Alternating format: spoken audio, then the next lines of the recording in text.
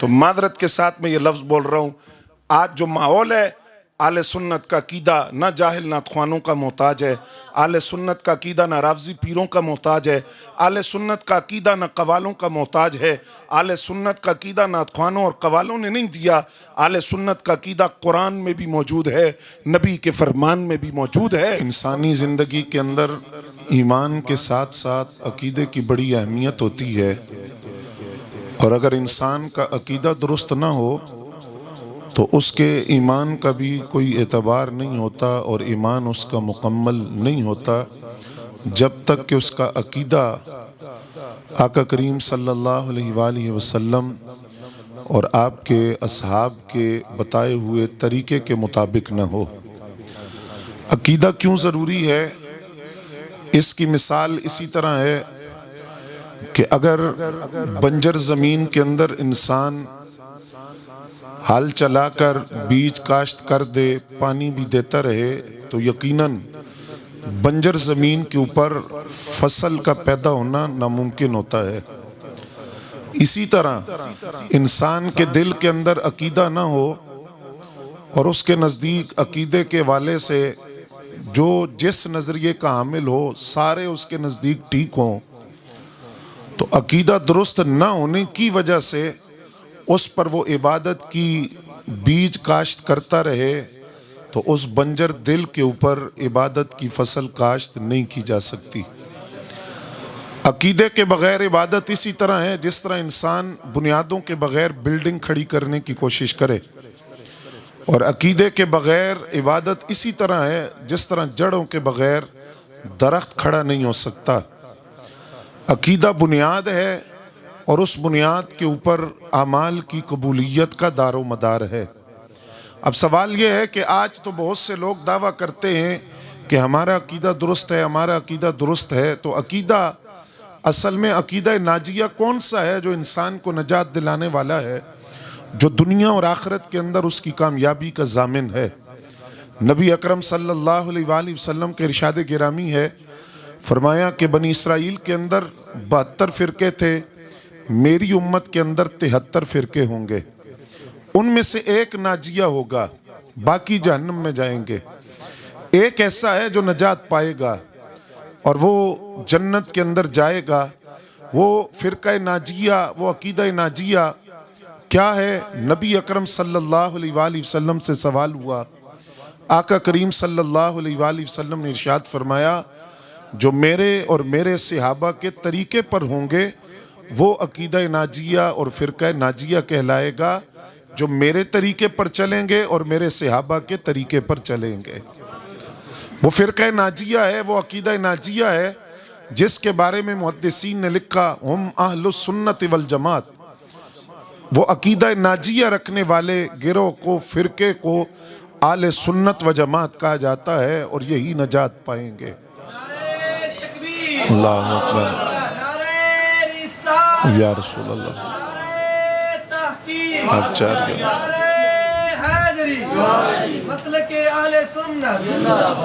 اچھا، عقیدہ حق اہل سنت و جماعت،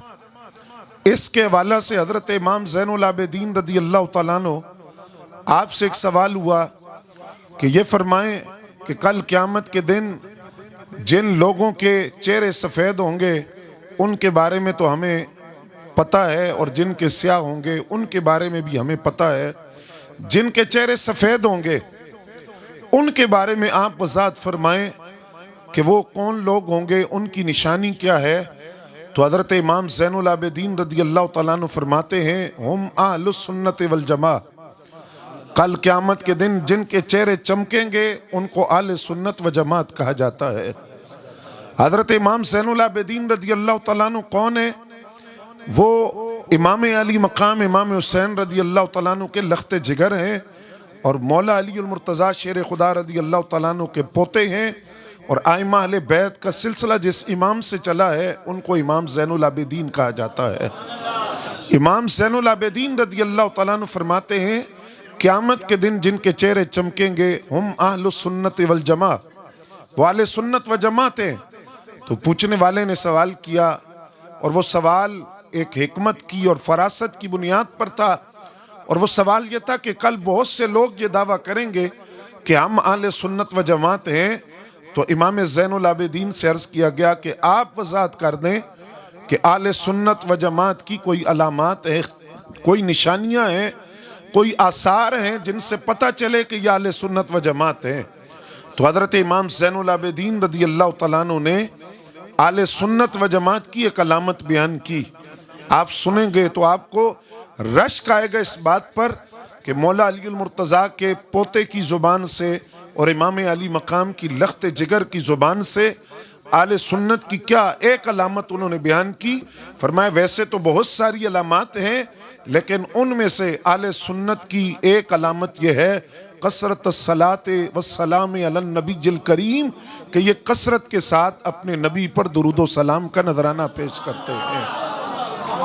ان کو اہل سنت و جماعت کہا جاتا ہے۔ اب اہل سنت و جماعت حضرت مجدد الفسانی رحمۃ اللہ علیہ، آپ نے مکتوبات شریف کے اندر لکھا ہے کہ ہر عاقل و بالغ مسلمان پر لازم ہے کہ وہ فی الفور عقیدہ حق اہل سنت و جماعت کو اختیار کرے۔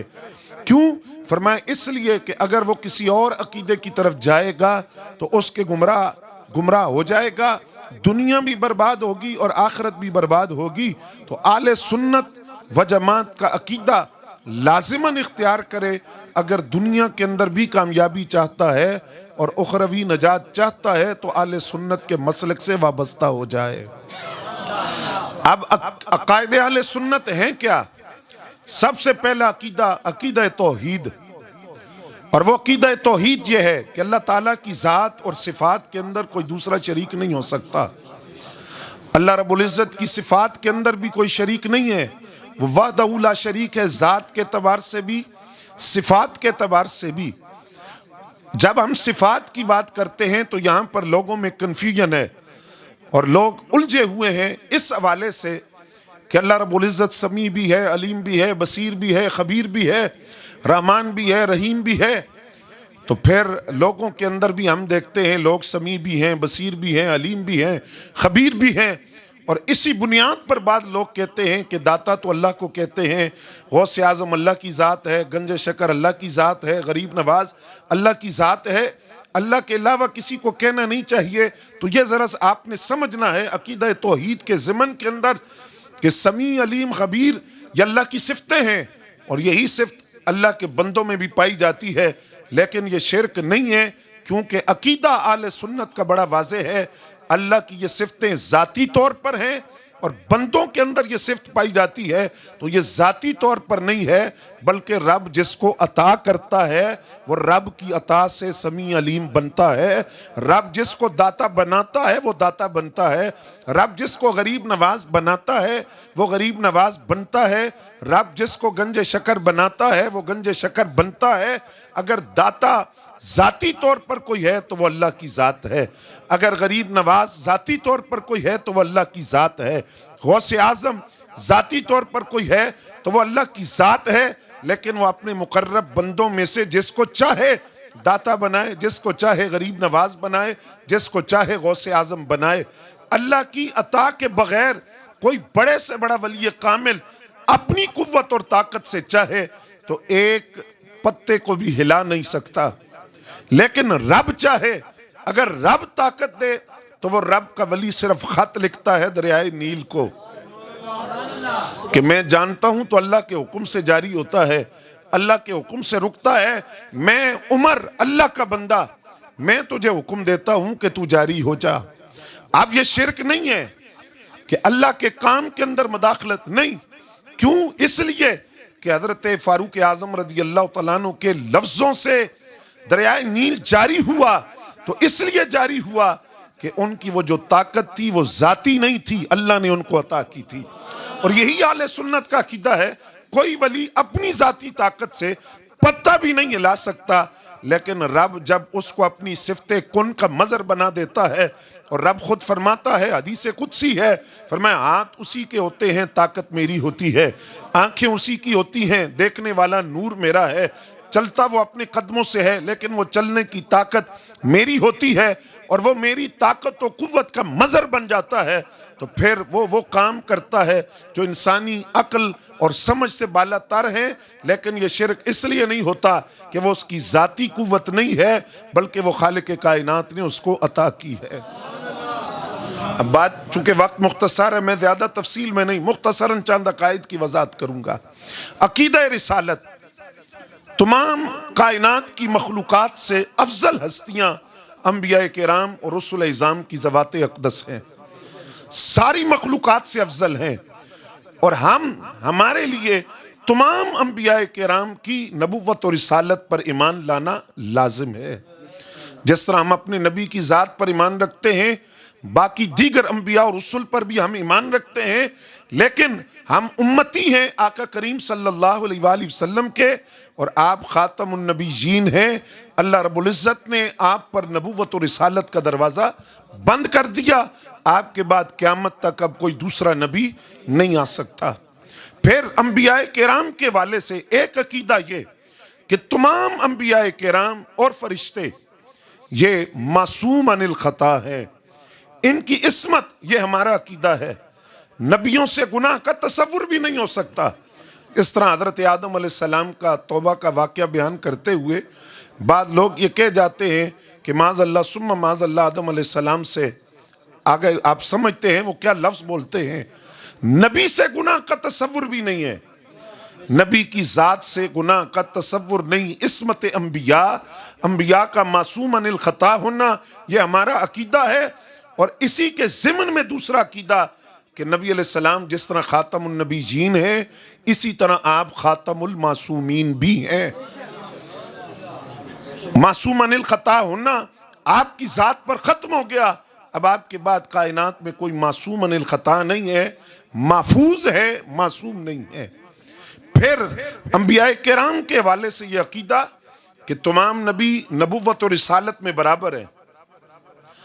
اور رسول نبیوں سے افضل ہوتے ہیں، اور رسول اسے کہتے ہیں جو نئی شریعت اور نئے احکام لائیں۔ نبی اپنے سے پہلے والے نبی یا رسول کی شریعت کو آگے لے کر چلتا ہے۔ رسول نبی سے افضل ہیں، لیکن بحیثیت رسول سارے رسول برابر ہیں، بحیثیت نبی سارے نبی برابر ہیں۔ درجوں کے اعتبار سے یہ عقیدہ قرآن نے دیا کہ بعد رسولوں کو بعد رسولوں پر فضیلت دی گئی ہے، اور خود قرآن کہتا ہے کہ ایک رسول ایسے ہیں جن کے سارے رسولوں پر فضیلت دی گئی۔ وہ رسول کون ہے؟ قرآن نے نام ذکر نہیں کیا۔ نام اس لیے ذکر نہیں کیا کہ جب سارے نبیوں رسولوں پر فضیلت کی بات ہوگی تو نام ذکر نبی ہو تو مراد آمینہ کے لال ہی ہوتے ہیں۔ یہ اتنی معروف اور مشہور بات ہے کہ نام ذکر کرنے کی ضرورت ہی نہیں۔ اور پھر قرآن نے یہ بھی نہیں بتایا کہ وہ درجات جو اللہ نے آقا کریم صلی اللہ علیہ وسلم کے باقی رسولوں پر بلند کیے، ان درجات کی تعداد کیا ہے؟ 1 لاکھ 2 لاکھ 5 لاکھ 10 لاکھ کتنے ہیں؟ قرآن نے درجات کی تعداد بیان نہیں کی۔ اصل میں قرآن نے یہ بتایا کہ گنتی کا کوئی ایسا لفظ، ہندسہ اور فگر بنی نہیں ہے جو نبی علیہ السلام کے درجات کو بیان کر سکے۔ سارے نبیوں سے افضل ہمارے نبی ہیں، اور عظمت و شان والے جن کے سر پہ ہر عظمت اور ہر کمال کا تاج سجایا گیا، وہ آقا کریم صلی اللہ علیہ وآلہ وسلم کی ذات اقدس ہے۔ پھر یہ عقیدہ کہ آپ خاتم النبیین ہیں، آپ کے بعد قیامت تک کوئی دوسرا نبی کائنات میں نہیں آ سکتا۔ اور یہ ایسا عقیدہ ہے کہ امام علیمی رحمۃ اللہ علیہ لکھتے ہیں کہ اگر ایک ہے دعویٰ کرنا، کوئی بندہ یہ دعویٰ کرتا ہے کہ میں نبی ہوں نبی علیہ السلام کے بعد، تو اس کے تو کفر کے اندر شک ہی کوئی نہیں، وہ تو کافر ہو گیا،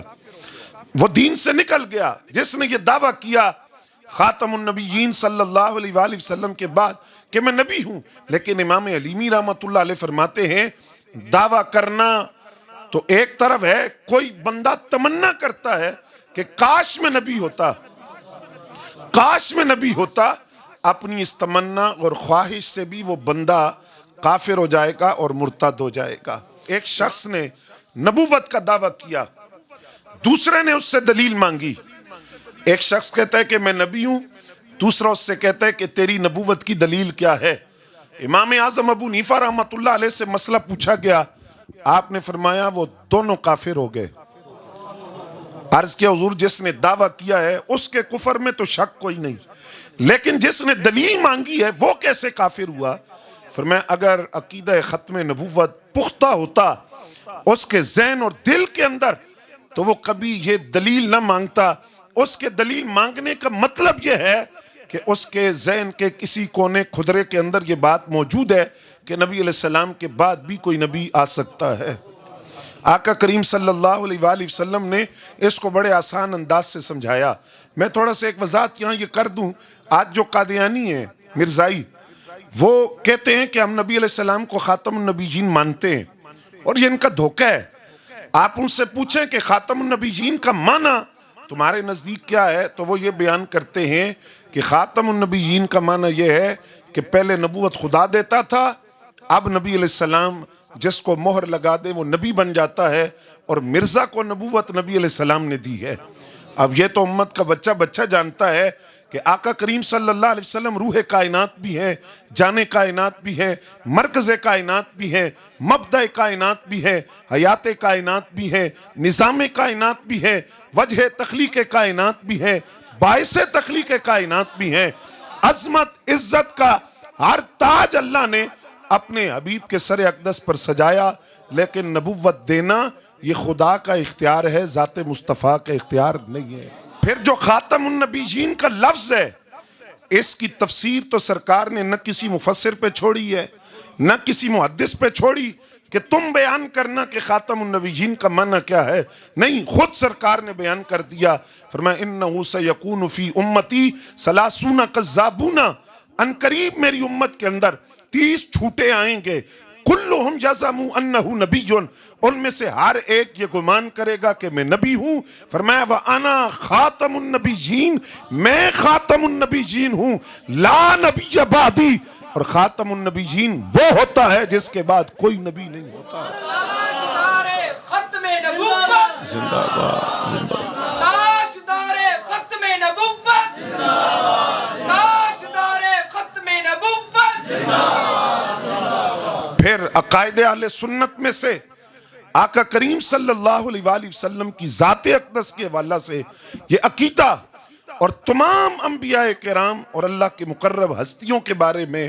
کہ وہ اپنی قبروں میں زندہ ہوتے ہیں، یہ حیات انبیاء اور حیات اولیاء کا عقیدہ یا اہل سنت کے عقائد میں شامل ہے۔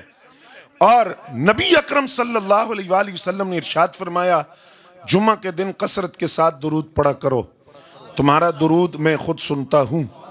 عرض کیا یا رسول اللہ صلی اللہ علیہ وآلہ وسلم جب آپ دنیا سے پردہ فرما جائیں گے تو تب بھی ہمارا درود سنیں گے؟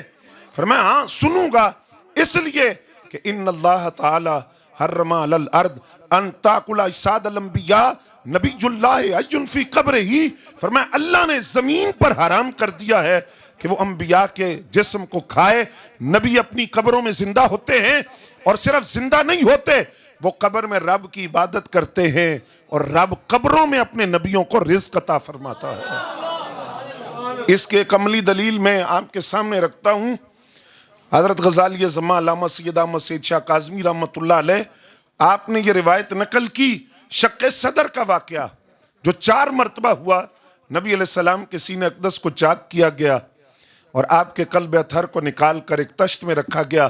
کوثر و تسنیم اور زمزم سے اس کو دھویا گیا، واپس آپ کے سینہ اقدس میں رکھا گیا۔ تو حضرت غزالی زماں رحمۃ اللہ علیہ نے وہاں سوال اٹھایا ہے، آپ فرماتے ہیں یہ واقعہ قرآن میں تو موجود نہیں ہے،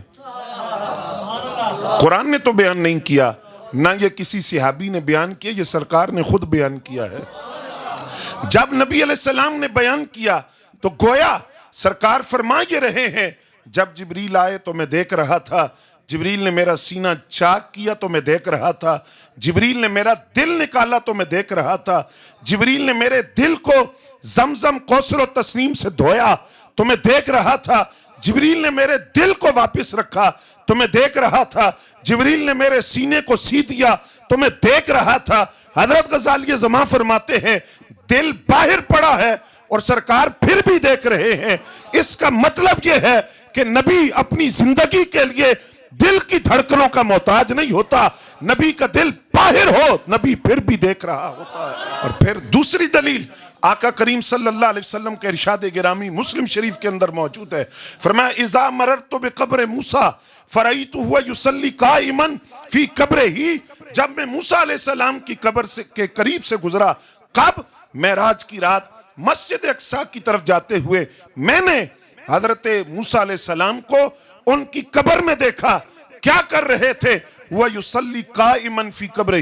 وہ اپنی قبر میں کھڑے ہو کر نماز پڑھ رہے تھے۔ اچھا پھر بات غزالی زماں کی آ گئی، آپ لکھتے ہیں کہ یصلی کا معنی نماز پڑھنا بھی ہے اور درود پڑھنا بھی ہے، تو اگر معنی یوں کیا جائے کہ جس وقت سرکار کی سواری قبر موسیٰ کے قریب سے قصیب احمر سرخ ٹیلا جو قبر موسیٰ علیہ السلام ہے اس کے قریب سے سرکار کی سواری گزری، یصلی قائماً وہ کھڑے ہو کر نماز پڑھ رہے تھے، معنی پھر بھی ٹھیک ہے، لیکن چونکہ یصلی کا معنی درود پڑھنا بھی ہے تو معنی اگر یوں کرے کہ جب آمینہ کے لال کی سواری موسیٰ علیہ السلام کی قبر کے قریب سے گزری تو وہ کھڑے ہو کر اپنے امام پر درود و سلام کا نذرانہ پیش کر رہے تھے، تو معنی پھر بھی ٹھیک ہو جائے گا۔ فرماتے میں مسجد اقصیٰ میں پہنچا، سرکار وہاں موجود تھے، اور پھر جس وقت آقا کریم صلی اللہ علیہ وسلم چھٹے آسمان پہ پھر ملاقات ہوئی موسیٰ علیہ السلام سے، حضور واپس تشریف لائے تو موسیٰ علیہ السلام سے پھر ملاقات ہوئی، نمازیں کم کروانے کی درخواست کی، تو سوال یہ ہے کہ موسیٰ علیہ السلام قبر میں بھی، مسجد اقصیٰ میں بھی، چھٹے آسمان پہ بھی، حضور واپسی آئے تو چھٹے آسمان پہ پھر ملاقات ہوئی، تو اس سے پتہ چلا کہ نبی صرف قبر میں زندہ نہیں ہوتا بلکہ جس وقت چاہے جہاں چاہے قبر سے اٹھ کر آ بھی سکتا ہے اور جا بھی سکتا ہے، اور اگر کلیم اللہ کی شان یہ ہے تو حبیب اللہ کے مقام اور حیات کا اندازہ کون لگا سکتا ہے؟ پھر عقائد اہل سنت میں سے ایک بنیادی عقیدہ ہے کہ اللہ رب العزت نے اپنے نبی صلی اللہ علیہ وآلہ وسلم کو غیب کا علم عطا کیا ہے، ما کان و ما یکون، جو ہو چکا، جو ہونے والا ہے، سارا علم، اور جو ہو رہا ہے۔ علامہ اقبال آپ نے ایک بات کی، کہتے ہیں نگاہ نبوت میں تینوں زمانے برابر ہیں۔ جملہ بڑا مختصر ہے لیکن معنی اس کا بہت بڑا ہے، کہا شعور نبوت میں تینوں زمانے برابر ہیں۔ سرکار جس طرح ماضی کو دیکھتے ہیں، حال کو دیکھتے ہیں، اسی طرح استقبال کو، مستقبل کو، فیوچر کو بھی دیکھتے ہیں، تینوں زمانے برابر ہیں آقا کریم کی نگاہ نبوت میں۔ اور مجدد الفسانی رحمت اللہ علیہ فرماتے ہیں نبی علیہ السلام نے یہ جو قیامت کی علامتیں بیان کی ہیں، اگر سرکار کو غیب کا علم نہیں تھا تو کس بنیاد پر یہ ساری علامتیں بیان کی؟ دجال کا فتنہ سب سے بڑا فتنہ، علامات قیامت میں سے سب سے بڑی علامت، ہر نبی اپنی امت کو ڈراتا رہا دجال کے فتنے سے، آقا کریم صلی اللہ علیہ وسلم نے بھی اپنی امت کو خبردار کیا اس فتنے سے۔ یہ فتنہ کب آئے گا؟ قرب قیامت۔ قیامت کب آئے گی ہم نہیں جانتے، لیکن وہ جانتے ہیں، وہ اللہ کی عطا سے جانتے ہیں کہ قیامت کب آئے گی۔ نبی علیہ السلام نے فرمایا قرب قیامت دجال کا فتنہ آئے گا، اس فتنے کے مقابلے میں 10 مجاہد جو نکلیں گے، حضور فرماتے میں ان کا نام جانتا ہوں، ان کے باپ کا نام جانتا ہوں، ان کے قبیلوں کا نام جانتا ہوں، اور حد یہ ہے فرمایا وہ 10 مجاہد جن گھوڑوں پر بیٹھ کے نکلیں گے میں ان گھوڑوں کا رنگ بھی جانتا ہوں، ان گھوڑوں کا رنگ کیا ہوگا مجھے یہ بھی معلوم ہے۔ اور پھر نبی علیہ السلام نے صحابہ کرام سے ارشاد فرمایا تم کیا سمجھتے ہو جب میں نماز میں کھڑا ہوتا ہوں تو میں صرف اپنے سامنے دیکھتا ہوں؟ فرمایا نہیں، جس طرح میں اپنے سامنے دیکھتا ہوں اس طرح میں اپنے پیچھے بھی دیکھتا ہوں۔ شیخ محقق کہتے ہیں دیکھنے کے لیے 2 باتیں ضروری ہیں، دن کا اجالا ہو اور انسان نے جس طرف دیکھنا ہے نگاہیں ادھر متوجہ ہوں، لیکن کہتے ہیں دونوں شرطیں ہمارے لیے ہیں، سرکار جس طرح اجالے میں دیکھتے ہیں اس طرح تاریکی میں بھی دیکھتے ہیں، اور ہم نے جدھر دیکھنا ہو ہماری نگاہوں کا ادھر متوجہ ہونا ضروری ہے۔ لیکن وہ فرماتے ہیں نبی علیہ السلام ایک وقت کے اندر 6 ڈائریکشن کے اندر 6 سمتوں کے اندر دیکھتے ہیں، سرکار کا چہرہ انور جدھر بھی ہو ایک نگاہ میں سرکار سامنے بھی دیکھتے ہیں، پیچھے بھی دیکھتے ہیں، اوپر بھی دیکھتے ہیں، نیچے بھی دیکھتے ہیں، دائیں بھی دیکھتے ہیں، بائیں بھی دیکھتے ہیں، اور کمال یہ ہے جس طرح سرکار ظاہر دیکھتے ہیں اس طرح سرکار باطن بھی دیکھتے ہیں۔ فرمایا صحابہ میں تمہارے رکوع بھی دیکھتا ہوں اور تمہارے خشوع بھی دیکھتا ہوں۔ خشوع کا تعلق تو دل کے ساتھ ہے کہ نماز میں توجہ کدھر ہے، یہ نظر آنے والی چیز تو نہیں ہے، اس کا تعلق تو دل سے ہے۔ لیکن فرمایا میں تمہارا خشوع بھی دیکھتا ہوں، میں جانتا ہوں تمہارا دل کس طرح متوجہ ہے، تمہارے باطن پر بھی میری نگاہ ہوتی ہے۔ آقا کریم صلی اللہ علیہ وآلہ وسلم علامہ بدر الدین عینی رحمت اللہ تعالی علیہ آپ فرماتے ہیں اگر کوئی بندہ یہ دعویٰ کرے کہ مجھے 5 باتوں کا علم ہے، جس کے بارے میں فرمایا کہ اللہ کی ذات کے علاوہ ان 5 باتوں کا علم کسی کو نہیں، اگر کوئی بندہ یہ دعویٰ کرے کہ مجھے ان 5 باتوں کا علم ہے تو وہ جھوٹا ہوگا، لیکن اگر وہ یہ کہے کہ میں حضور کی نسبت سے 5 باتوں کا علم رکھتا ہوں تو فرمایا وہ سچا ہے، وہ سچ کہہ رہا ہے، کیونکہ اللہ نے اپنے نبی کو ان 5 باتوں کا علم عطا کیا۔ اور علامہ علوی مالکی نے تو بڑی خوبصورت بات لکھی، آپ فرماتے ہیں لوگ کہتے ہیں نبی علیہ السلام کو ان 5 باتوں کا علم نہیں، کون سی 5 باتیں؟ کہ بارش کب ہوگی، ماں کے پیٹ میں کیا ہے، کل کیا ہوگا، کون کہاں مرے گا، قیامت کب آئے گی۔ لوگ کہتے ہیں کہ 5 باتیں اللہ کو صرف پتہ ہیں، تو فرمایا کہ اللہ کو بالکل پتہ ہیں، اللہ جانتا ہے، اور اللہ کا یہ علم ذاتی ہے، لیکن رب جس کو چاہے یہ علم عطا فرما دے۔ آپ نے بات لکھی، آپ سمجھیں گے نا یہ بات، فرماتے ہیں کہ دنیا کے اندر 7 قطب ہر وقت موجود ہوتے ہیں جن کو ان 5 باتوں کا علم ہوتا ہے۔ بارش کب ہوگی، کون کہاں مرے گا، کل کیا ہوگا، ماں کے پیٹ میں، ماں فی الارحام، ماں کے پیٹ میں کیا ہے، اور قیامت کب آئے گی۔ 7 قطب ہر وقت موجود رہتے ہیں، ایک کا انتقال ہو جائے دوسرا اس کی جگہ لے لیتا ہے۔ اب وہ فرماتے ہیں اگر قطب جانتے ہیں، قطب سے آگے مقام ہے غوث کا، غوث سے آگے مقام ہے غوث اعظم کا، غوث اعظم سے آگے مقام ہے تابعی کا، تابعی سے آگے مقام ہے صحابہ کا، صحابہ میں بیت رضوان والے افضل، بیت رضوان والوں سے احد والے افضل، احد والوں سے بدری صحابہ افضل، بدری صحابہ سے عشرہ مبشرہ افضل، عشرہ مبشرہ سے چاروں یار افضل، چاروں یاروں سے یار غار افضل، یار غار سے آگے مقام نبوت، مقام نبوت سے آگے مقام رسالت، اور رسولوں کے اندر اولو العزم رسول سارے رسولوں پر فضیلت رکھتے ہیں، اور اولو العزم رسولوں کے امام کو آمینہ کا لال کہا جاتا ہے۔ فرمایا اگر قطب جانتے ہیں ان 5 باتوں کا علم تو آقا کریم صلی اللہ علیہ وآلہ وسلم کی نگاہ ناز کا عالم کیا ہوگا۔ حضرت غوث اعظم شیخ عبد القادر جیلانی رحمت اللہ علیہ آپ فرماتے ہیں نظر تو الہ بلاد اللہ جمعاً کخردلۃ علی حکم اتصال، فرمایا میں تو رب کے سارے شہروں کو یوں دیکھتا ہوں جس طرح ہاتھ کی ہتھیلی پر رائی کا دانہ دیکھتا ہوں۔ اس کا مطلب جو بیان کیا علماء نے، فرمایا اس کا مطلب یہ ہے وہ کائنات کی ابتدا بھی جانتے ہیں، انتہا بھی جانتے ہیں، کائنات کی وسعتوں سے واقف ہیں۔ تو نیوٹن سے کسی نے پوچھا کہ تم بتا سکتے ہو کائنات کا آخری کنارہ کیا ہے؟ اس نے کہا نہیں، ہم نے خوردبین بنائی ہے لیکن کروڑوں سال کے فاصلے پر ایک گلیکسی ہے، کہکشاں ہے، نوری کہکشاں، اس کو ہم نے دیکھا ہے، لیکن کائنات کا آخری کنارہ کیا ہے ہم نہیں بتا سکتے۔ اور 10 لاکھ سال بھی ہم آلے ایجاد کرتے رہے، سائنس کے اندر ترقی کر لیں، ہم نہیں بتا سکتے کائنات کا آخری کنارہ کیا ہے۔ نیوٹن نہیں جانتا لیکن 11ویں والا پیر جانتا ہے، فرماتے ہیں مجھ سے پوچھو میں بتاتا ہوں۔ نظر تو الہ بلاد اللہ جمعاً، میں اللہ کے سارے شہروں کو، اللہ کی کائنات کو مجتمع اپنے ہاتھ کی ہتھیلی پر اس طرح دیکھتا ہوں جس طرح میں رائی کے دانے کو دیکھتا ہوں۔ تو اگر غوث اعظم کی نگاہ کا عالم یہ ہے تو رسول اعظم کی نگاہ کا اندازہ کون کر سکتا ہے۔ پھر اہل سنت و جماعت کے عقائد میں سے یہ بات ہے، اہل بیت اطہار وہ اہل سنت کے ایمان کی جان ہے۔ اہل سنت کا ایمان مکمل نہیں اہل بیت اطہار کی محبت کے بغیر۔ اور میں زیادہ دور جانے کی بجائے حضرت مجدد صاحب رحمۃ اللہ علیہ کا قول آپ کو سنا دیتا ہوں۔ آپ فرماتے ہیں کہ آج لوگ یہ جو کہتے ہیں کہ اہل بیت کی محبت کسی خاص مسلک کا اس پہ اجارہ داری ہے، فرمایا نہیں، اہل بیت کی محبت اہل سنت کی علامت ہے، اور اہل سنت اگر اہل بیت کا بغض کسی کے سینے میں ہو، فرماتے ہیں وہ سنی نہیں ہے، وہ خارجی کہلائے گا، وہ اہل سنت سے خارج ہے۔ پھر حضرت مجدد صاحب رحمۃ اللہ علیہ نے ایک واقعہ بیان کیا، سنیں گے آپ؟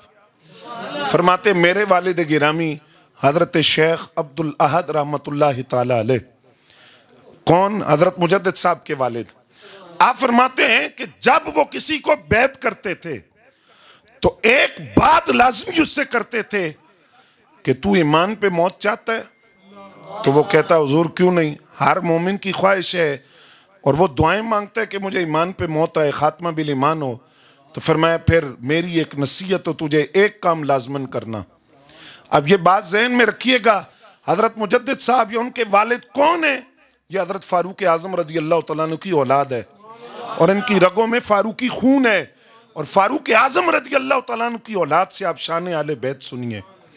فرماتے ہیں وہ اپنے مرید سے کہتے اگر تو خاتمہ بالایمان چاہتا ہے تو ایک مجرب نسخہ تجھے دے رہا ہوں، وہ کام تو نے لازمن کرنا ہے۔ اس نے پوچھا حضور وہ کیا ہے؟ فرمایا اہل بیت سے محبت کرنا، خدا ایمان پہ موت عطا کر دے گا۔ حضرت مجدد صاحب رحمۃ اللہ علیہ فرماتے ہیں جب میرے والد گرامی حضرت شیخ عبد الاحد رحمۃ اللہ علیہ ان کے وصال کا وقت آیا تو میں ان کے پاس حاضر تھا۔ نزا کی کیفیت تھی اور صورتحال یہ تھی کہ میرے والد گرامی مکمل طور پر کسی کو پہچان نہیں سکتے تھے، تو میں نے ان سے عرض کیا کہ آپ یہ بات فرماتے تھے کہ اگر ایمان پہ موت چاہیے تو آل بیت سے محبت کرو، تو اب آپ فرمائیے کہ آپ کی کیفیت کیا ہے، آپ کس طرح دنیا سے جا رہے ہیں؟ تو حضرت شیخ عبد الاحد رحمۃ اللہ علیہ نے اپنے صاحبزادے حضرت مجدد الفسانی رحمۃ اللہ علیہ سے فرمایا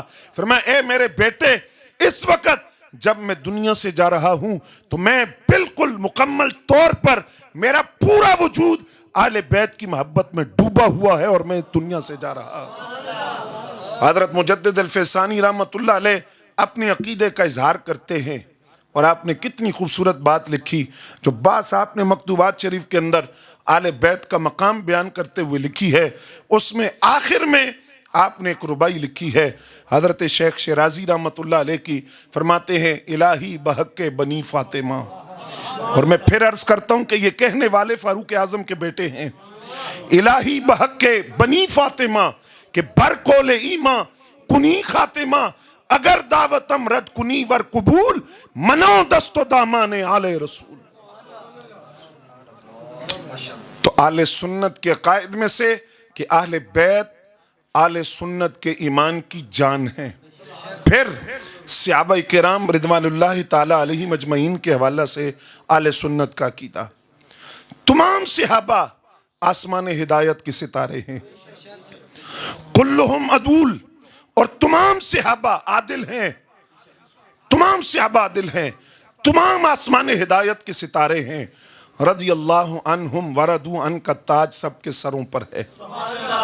لیکن وہی بات جو عقیدہ رسالت میں نے عرض کی ہے کہ صحابیت کے شرف کے اعتبار سے سارے برابر ہیں، اور یہ ہمارا ایمان ہے کہ کوئی اللہ کا ولی کروڑوں سال عبادت کر کے اس صحابی کے درجے کو بھی نہیں پہنچ سکتا جس نے ایک نماز نہ پڑھی ہو، ایک روزہ نہ رکھا ہو، زکوٰۃ نہ دی، حج نہ دیا، صرف کلمہ پڑھا، سرکار کے چہرہ انور کا دیدار کیا، دنیا سے رخصت ہوا۔ کوئی ولی کروڑوں سال عبادت کر کے اس صحابی کے درجے کو نہیں پہنچ سکتا۔ اور یہ مثال موجود ہے احد کے موقع پر یہودیوں کی طرف سے ایک بکریاں چراتے ہوئے چرواہے آئے، کلمہ پڑھا، نبی علیہ السلام نے فرمایا ان بکریوں کو ہانک دو اس کے مالک کی طرف، اور کلمہ پڑھا، میدان جہاد میں گئے، نماز کا وقت نہیں تھا کہ نماز پڑھتے، زکوٰۃ کا بھی موقع نہیں تھا، حج کا موسم نہیں تھا،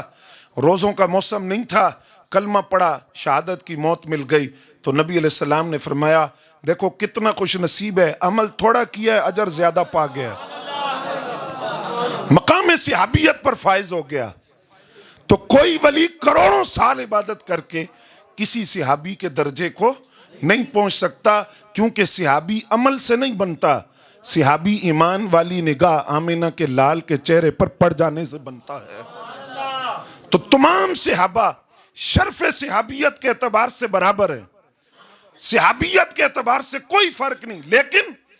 درجوں کے اعتبار سے صحابہ کرام رضوان اللہ تعالی علیہ مجمعین کے اندر فرق ہے۔ وہ کیسے؟ ایک فرق خود قرآن نے بیان کیا، فرمایا جو فتح مکہ سے پہلے اسلام لائے اور جو فتح مکہ کے بعد اسلام لائے وہ برابر نہیں ہیں۔ فتح مکہ سے پہلے کے حالات اور تھے، سختیاں زیادہ تھی، مالی جانی قربانیاں زیادہ تھی۔ فتح مکہ کے بعد حالات بدل گئے،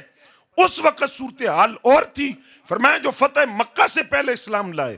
اور جو فتح مکہ کے بعد اسلام لائے وہ درجے کے اعتبار سے لیکن ہیں دونوں، اور میں نہیں کہہ رہا، ان علماء نے نہیں کہا، خود قرآن کہتا ہے وَكُلًّا وَعَدَ اللَّهُ الْحُسْنَى، جو فتح مکہ سے پہلے اسلام لائے جب بعد میں اسلام لائے اللہ نے سب سے جنت کا وعدہ کر دیا ہے۔ لہٰذا آج کوئی بندہ یہ تقسیم کرے کہ حضرت امیر معاویہ رضی اللہ تعالیٰ عنہ یا حضرت ابو سفیان وہ تو فتح مکہ کے بعد اسلام لائے، تو اس کو کہنا چاہیے کہ ذرا اپنا منہ سنبھال کر بات کرو، قرآن نے فیصلہ کر دیا، تیری بات کرنے کی ضرورت نہیں ہے، قرآن نے بیان کر دیا۔ اور یہ اہل سنت کا عقیدہ ہے کہ درجے کے اعتبار سے برابر نہیں ہے،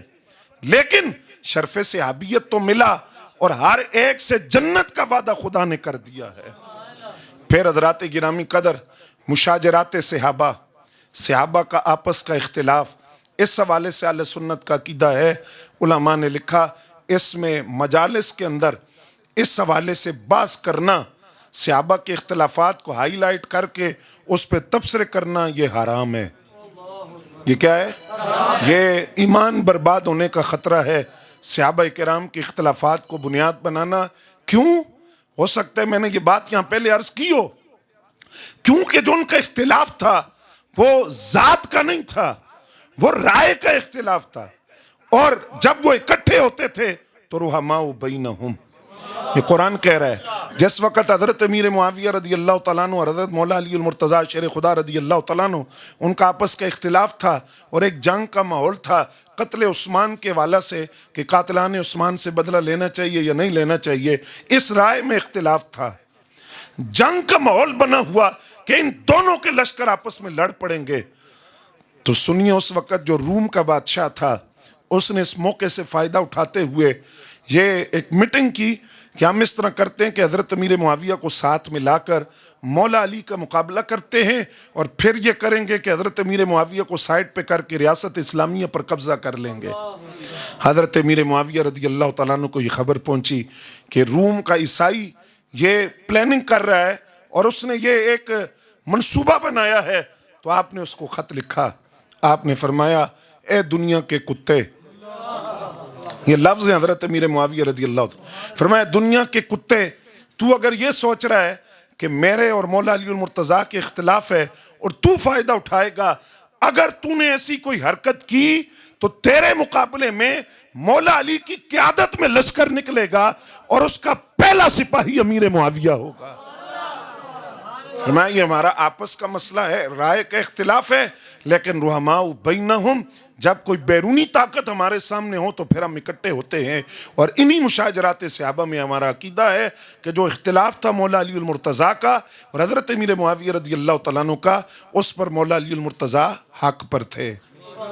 اور حضرت امیر معاویہ رضی اللہ تعالیٰ عنہ کے بارے میں ہم یہاں زبان دراز نہیں کریں گے، کیونکہ اعلیٰ حضرت فاضل بریلوی رحمت اللہ علیہ نے جو عبارت لکھ دی، فرمایا کہ حق جو ہے وہ مولا علی کے ساتھ تھا، لیکن اس کو بنیاد بنا کر حضرت امیر معاویہ پر تان کرنا یہ فاجروں کا کام ہے،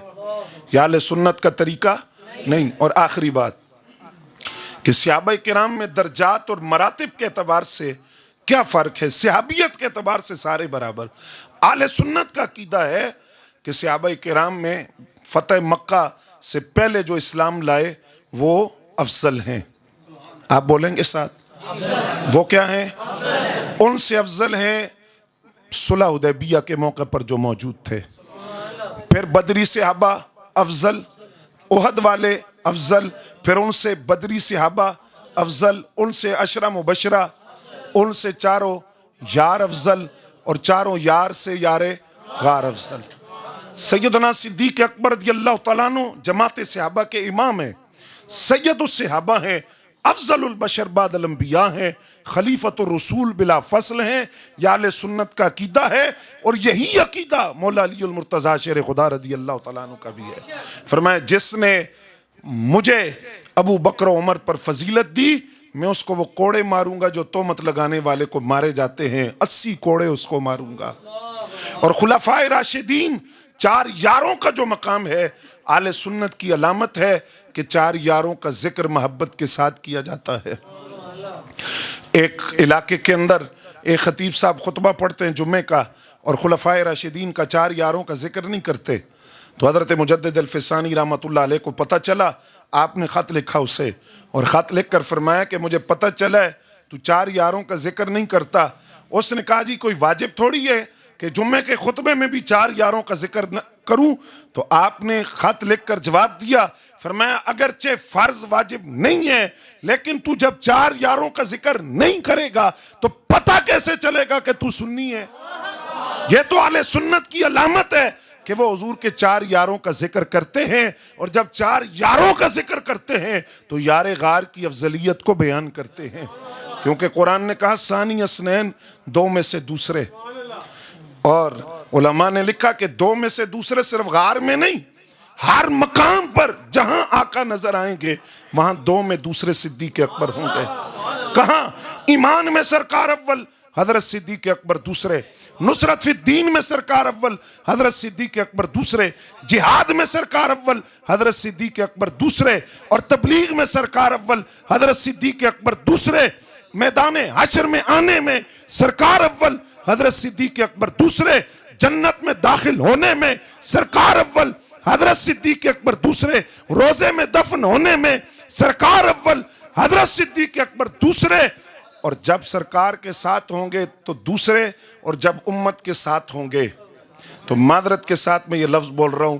آج جو ماحول ہے